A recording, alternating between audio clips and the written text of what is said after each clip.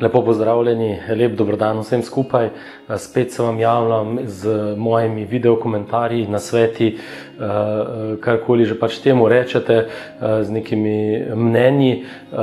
Danes bi se rad na kratko ustavil v zvezi z eno temo, ki smo jo že na nek način predebatirali preko Facebooka, in sicer kaj je bolje, oziroma kaj imate rajši, oziroma čem raje razmišljate, da bi bili najemnik ali lastnik nepremičnine.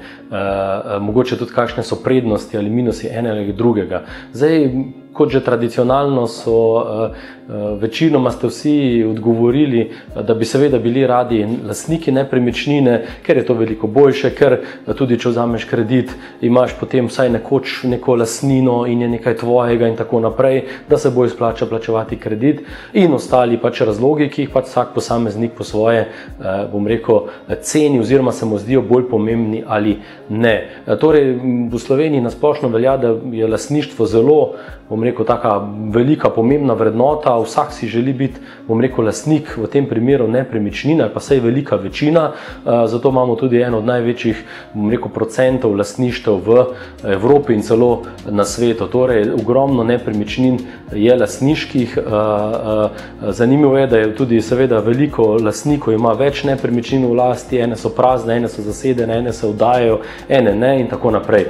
Mogoče bi jaz le na kratko samo pokomentiral, kaj so po mojem mnenju plusi ali minusi biti lastnik oziroma biti najemnik nekje, in zakaj se vsaj po mojem nekaj bolj splača ali ne. Zdaj, če gremo po vrsti v najemništvo. Biti najemnik seveda je za marsikoga, bom rekel, nek tak minus, torej plačujem neko najemnino, ki jo po domače povedano mečem v stran, gre v nič in tako naprej, in nikoli ta nepremičnina ne bo moja, zato veliko vas reče, se bolj splača pač biti lastnik, tudi če vzameš kredit. Zdaj, po mojem mnenju je pač ta najemnina oziroma biti najemnik sploh ni slaba stvar, če malo bolj globoko pogledamo, ker biti lastnik pomeni imeti tudi en kup obvez v zvezi z nepremičnino, obvez v obliki stroškov, vzdrževanja, skrbi in tako naprej, davkov v končni fazi, ki pri najemnem razmerju seveda odpadejo.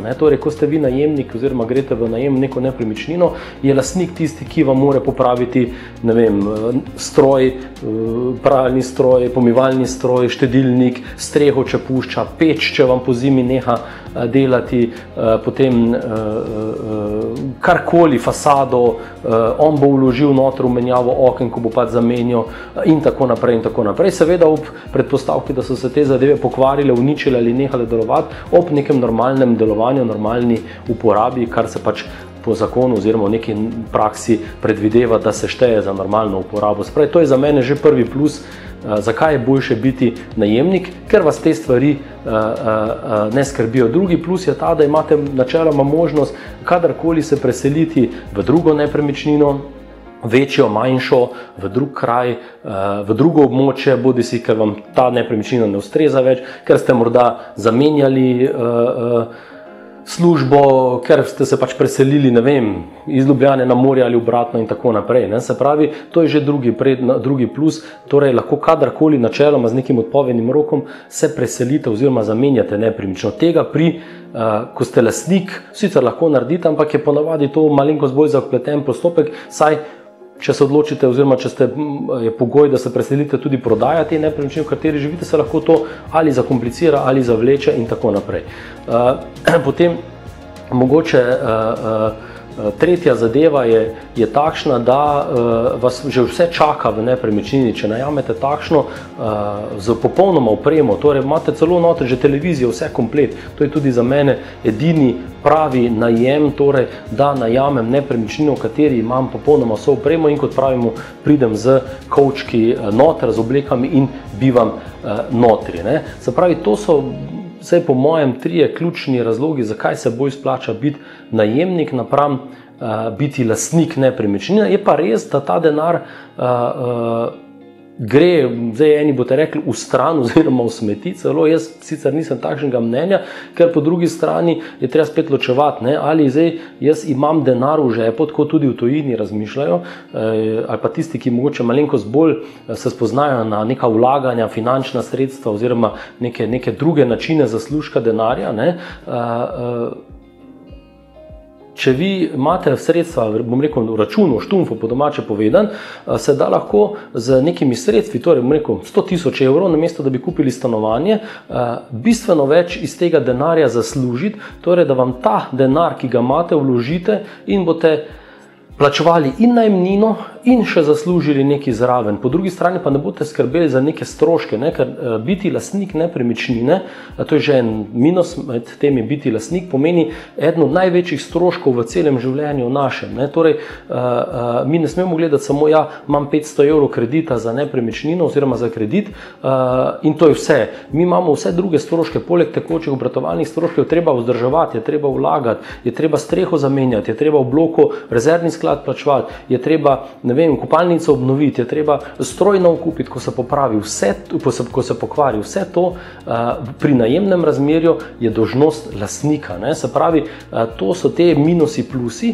Je pa res, da ko plačujete kredit, ste nekoč, bom rekel, 20-30 let kasneje lastnik. Po drugi strani je pa tle velik riziko, kaj če se Bog ne daj karkoli zalomi, torej zgubite službo, se vam zmanjša dohodek, ali pride, ne vem, evo, zdaj smo imeli pred leti, zdaj je ni več že nekaj časa, gospodarska kriza, torej cene se sujejo, problem plačevanja kredita, se je zgodil primeri, ko so ljudje, je vrednost nepremičnine padla in tudi s prodajo nepremičnine kredita niso mogli poplačati, kaj šele, da bi jim denar ustal potem, ko so poplačali. Pri najemnem razmerju se seveda to ne more zgoditi in je iz tega vidika bistveno bolj, vsaj po mojem mišljenju, enostavneje, manj stresno biti najemnik kot biti lastnik. V vsakem primeru pa, če seveda smo sposobni kupiti nepremičnino z normalno zadolžitvijo ali celo tudi takšne izjeme so brez zadolžitve, torej z denarjem, ki ste ga zaslužili, potem se seveda splača biti lastnik, se splača kupiti nepremičnino in seveda si jo po svoje narediti in z njo početi, po domače povedan, karkoli, to, kar pri najemnem razmerju ne morete. Ne? Se pravi, vedno so plusi, minusi, vedno so plusi biti najemnik, biti lastnik. Moje mnenje je, da če nam finančno stanje ta trenutek ne omogoča brez težav kupiti nepremičnino, tudi če se dolgoročno zadeve na trgu spremenijo in bomo še vedno normalno lahko plačevali ta kredit, torej če se recimo zdaj obresti, ki so trenutno še vedno nizke, čez 5 let povečajo in boste namesto 500 evrov imeli 800 evrov kredita na mesec, ali boste to lahko plačevali z obstoječo plačo, ki praviloma ne bo višja čez 5 let, kot je danes, saj za 300 evrov, ne od 500, recimo, če bi imeli 500 evrov, to je zgolj primer, ne? Ali boste potem, oziroma če imate 1500 evrov plače, sedaj plačujete 500 evrov kredita, kredit se vam po 5 letih poveča na 800 evrov, a ga boste lahko plačevali z isto lahkoto kot danes. To se je treba vprašati, če se to zgodi in po vsej verjetnosti se to bo zgodilo, da se bojo obroki povečali, ker bo obresti Euribor recimo šle navzgor. Pri najemnini načeloma tega problema ni, ker se bo najemnina minimalno povečala, če ste se pa s pogodbo izpogajevali, da boste imeli 5 let najemno razmerje, boste imeli pa 5 let isto najemnino, ne glede na to, kaj se zgodi. Se pravi,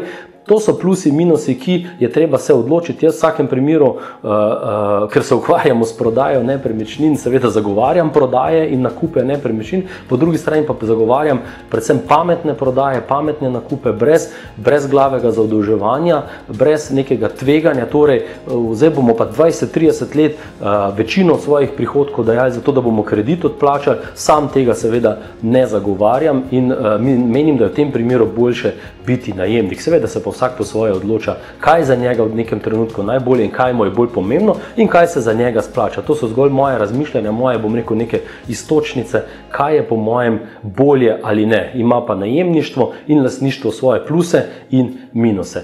Toliko to na kratko, da ne bom predolg. Če kogar karkoli še zanima, me lahko kontaktirate, mogoče neka mnenja spodaj, lahko komentarje napišete pod tem video in da še malo predebatiramo. Za kakršnekoli nasvete sem vam pa seveda na voljo na kontaktnih podatkih, številkah, elektronski pošti in tako naprej. Lepo se imejte, srečno, adije in uživajte. Adijo.